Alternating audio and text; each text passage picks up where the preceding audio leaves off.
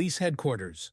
A call was made to the city's police hotline reporting a fight involving a group of teenagers in a small park in the western residential area, and gunshots had been fired. "Someone has been shot. I can't tell if he's alive or dead. The rest of the group has fled the scene. Please come as quickly as possible." The police immediately headed to the scene of the crime. The victim this time was a minor. The doctors performed emergency treatment immediately, but it was too late, and the victim died shortly afterward. The scene indicated a large-scale and violent brawl. All of this goes beyond our imagination of children still in school. This violent incident was extremely serious, with a peak level of uncontrolled behavior. Almost all of those involved in this dispute had crossed the most basic ethical and societal boundaries. The victim was not only shot, but also suffered many other injuries on their body. Their forearm was broken, the leg was struck with a heavy object, the foot bones were shattered, ribs were fractured, muscle tissues were severely damaged, the face was bruised, and 2 front teeth from the upper jaw were missing. This was a brawl that was highly organized and extremely violent. Is this something children are capable of? It's so sad. Their parents could never imagine their children being capable of committing such terrible, cruel acts. It's horrifying. The traces of the struggle were still clearly visible on the ground and grass of the park, with a large patch of trampled grass, indicating that this brawl involved more than 2 people. 3 wooden sticks left behind as evidence were collected by the police to identify any remaining DNA or fingerprints. A stone used to inflict the injury on the victim's leg was found not far from the scene. 3 bullet casings were discovered, belonging to a 9mm handgun typically used by violent criminals in the area. These children committed murder with weapons in hand. The overlapping footprints were chaotic, with various sizes present, including some quite small footprints. Oh my God, this is unbelievable! The situation is spiraling out of control, and it's deeply concerning that such violent incidents are becoming more frequent. The victim was pronounced dead due to excessive blood loss. The park was surrounded by apartment buildings ranging from 12 to 20 stories high. Many apartment lights turned on as the sound of police and ambulance sirens echoed through the neighborhood. A few curious people stopped in front of the apartment buildings, looking across the street with bewildered expressions. The witness lives on the 5th floor of the apartment building to the right of the park. From her living room window, she was able to observe almost the entire brawl. There were about 10 or more people. I don't know when they gathered. I finished cleaning up after dinner around 9 p.m. and went out to the balcony to relax a bit when I heard gunshots from below. Someone fell motionless, and the rest started shouting and running away. From what I could tell, most of them seemed to be teenagers, dressed very young. Some of them were quite short compared to the others. I couldn't make out any faces because it was dark, with only a few streetlights, and the distance was far. All I could see was that the shooter was wearing a black jacket, tall and skinny. The next step is to investigate the identity of the victim, and from there, search for and narrow down the related individuals. No personal identification was found on the victim, but fortunately, a phone was still in the pocket. It had been severely damaged by a hard object, but there's still a chance to recover the data. This could be an important piece of evidence and a key lead in the case. We need to recover the information from the phone. In the large park, which is an open public space, there are no surveillance cameras. To gather more clues, an investigation team will begin reviewing the footage from cameras on the main streets leading to the park. They all gathered at night and fled on foot, so it's possible they are young people from the city. 6 DNA samples were collected at the scene, indicating that more than one person was injured. Based on the injuries found on the victim's body, it can be inferred that some of those who fled may also be severely wounded. Furthermore, there is a high possibility that the conflict is not yet over, and the police need to find them as soon as possible. At the same time, the police received another important piece of information. About 1.5 kilometers from the first crime scene, 2 streets away, a young man, possibly a minor, was found lying in a dark alley where residents dispose of trash. He was discovered with multiple injuries and a gunshot wound to the chest, making it highly likely that he was one of those fleeing the brawl a few minutes earlier.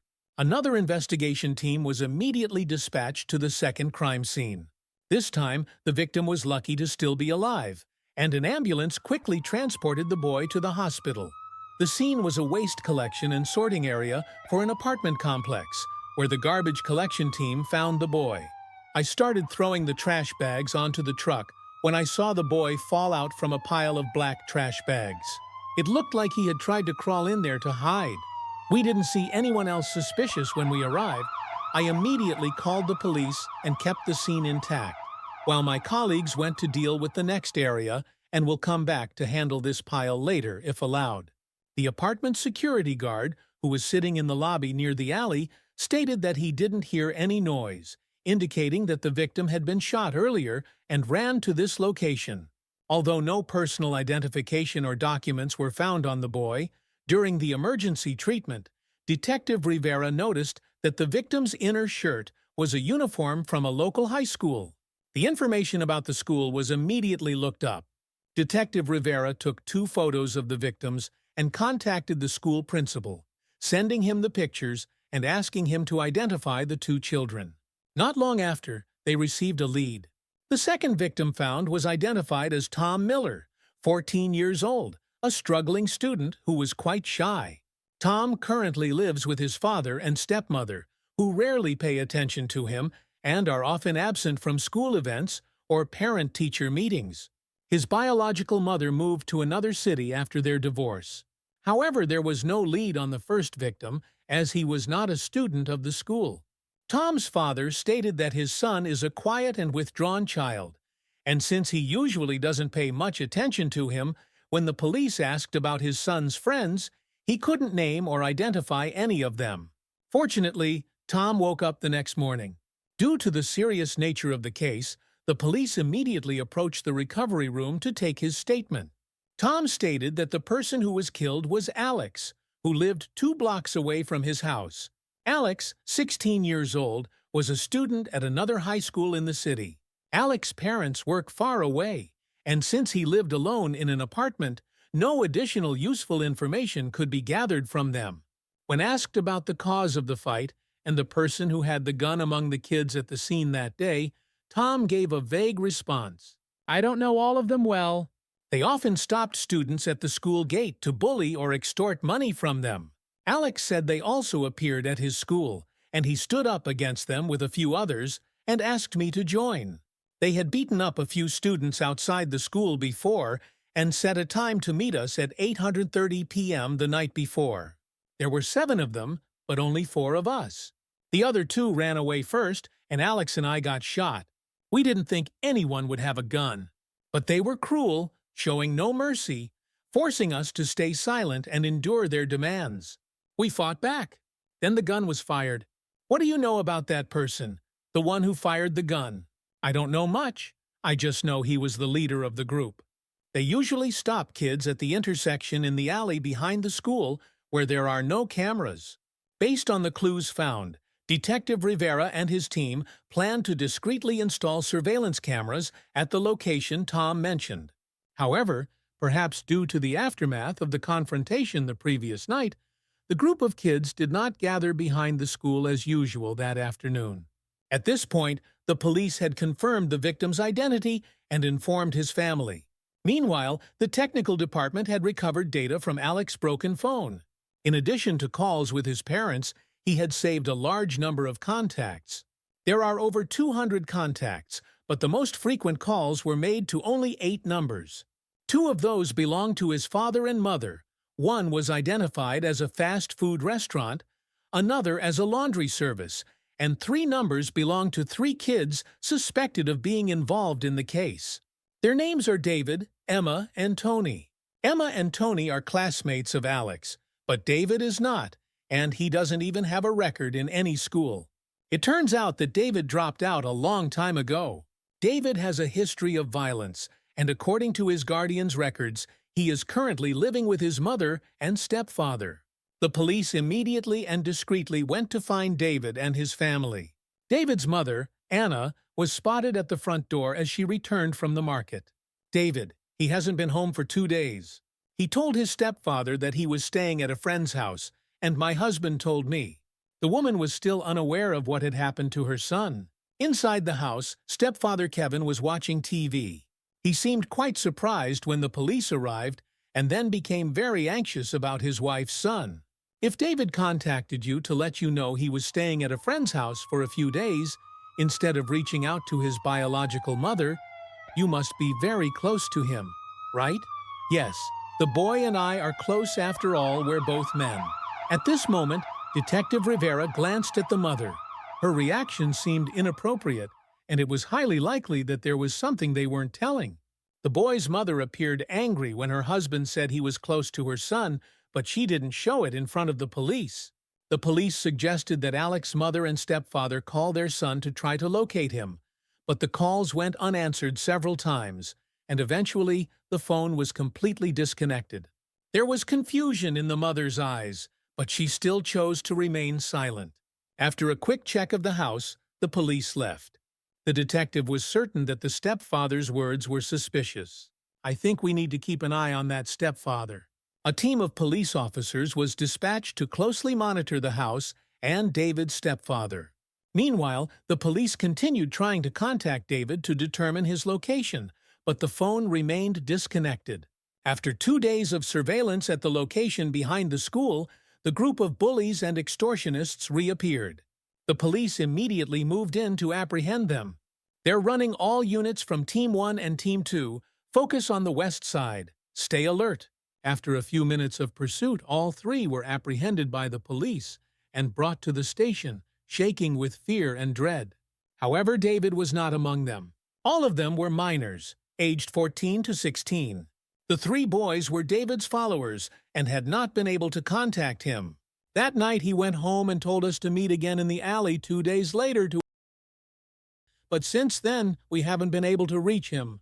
Then, this morning, he texted me, saying he wouldn't be coming to the meeting and warned us not to come to his house, or we'd get into trouble. So, who was the one who fired the gun that night? It was David. He was the only one with a gun, which he secretly stole from his stepfather. Through the interrogation of the kids, the police became highly suspicious of David's stepfather. He might know where the boy is and is lying to us. If David stole the gun from his stepfather, there's a high chance the boy is in danger. The fact that he texted the kids, telling them not to come to his house, suggests that there's something in the house he doesn't want them to find, or that he's hiding there himself. The police used the kids' phones to call David once again in an attempt to locate his position. David answered the phone, and John, one of the 3 kids, followed the police's instructions to try and stall for time. We've pinpointed the location. David is inside his own house. The situation became more dangerous when the call was abruptly cut off, with David's terrified scream heard before the line went dead. The police cars immediately sped towards the house. The police knocked on the door, and David's stepfather answered with a forced, surprised smile when he realized they were there looking for David. As soon as the police entered the house and began searching more thoroughly, Detective Rivera discovered a basement under the kitchen floor. At that moment, Kevin made a run for it. "Catch him!" Team 2, positioned around the perimeter, received the order via radio and pursued the suspect. Kevin ran to the garage and attempted to drive away, ready to plow through 2 officers blocking his path. Gunshots rang out. The police were forced to shoot at the vehicle, bringing it to a halt. Kevin tried to flee from the car, but he was quickly subdued by a shot to his leg, and handcuffs were placed on him immediately. David was found in a small 2-square-meter basement under the house, which Kevin had built specifically to store illegal substances and sell to others. The boy had been beaten badly, with bruises all over, and was immediately taken to the hospital for emergency treatment. In the recovery room, David admitted to his crime. "I didn't mean to kill anyone. I just wanted them to listen and stay out of this, and they would have been fine, but they didn't listen. I just wanted to intimidate them and make them submit, but they provoked me." David's mother broke down in tears at the defiance and crimes of her son, and she confessed the truth to the police. After remarrying, she had been completely controlled by her husband. She knew Kevin was committing crimes, but he constantly threatened her, leaving her too afraid to report him to the police. David began to rebel after seeing that she couldn't protect herself. He had also been abused, which fueled his desire for revenge. He wanted money and power to pull his mother away from her corrupt husband. No matter what David went through or how tragic his circumstances were, he still committed a crime and must pay for the wrongs he has done.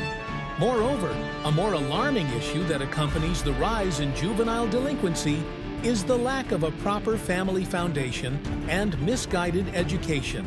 Adolescence is a phase of human development where psychological changes are strong and explosive. This period can produce geniuses, but it can also lead to heartless killers, social outcasts, or individuals capable of terrifying and horrific acts.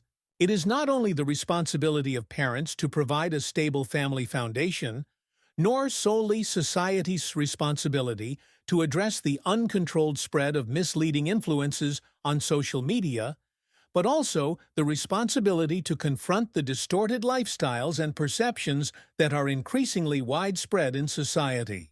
This is a deeply concerning issue, not only in terms of crime prevention, but also in every aspect of society.